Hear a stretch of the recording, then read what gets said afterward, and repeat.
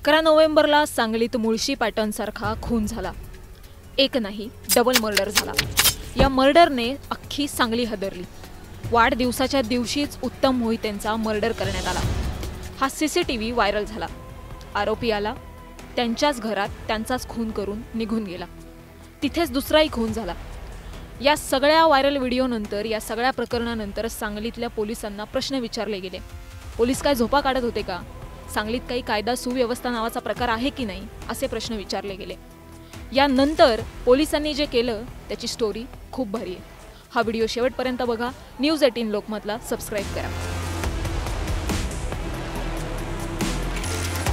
11 नोव्हेंबरला सांगलीत मुळशी पॅटर्नसारखा खून झाला। उत्तम मोहितेंचा बर्थडेच्या दिवशीच त्यांच्याच घरात त्यांचा निर्गुण खून केला गेला। 8 ते 10 जणांचा यात समावेश होता। जो उत्तम मोहितेंचा मर्डर करायला आला होता त्या शाब्याचाही त्याच दिवशी त्याच ठिकाणी जीव गेला। सांगलीतल्या डबल मर्डरचा सीसीटीव्ही व्हायरल झाला। पोलीस काय करतायत असे प्रश्न विचारले गेले।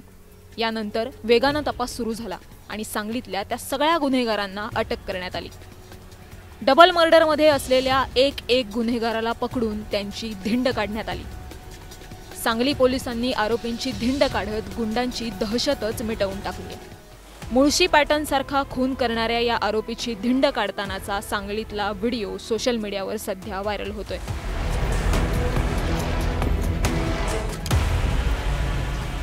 सांगलीतले पोलीस काय करू शकतात हे त्यांनी दाखवून दिलंय। आरोपींना पोलिसांनी चांगलाच धडा शिकवलाय।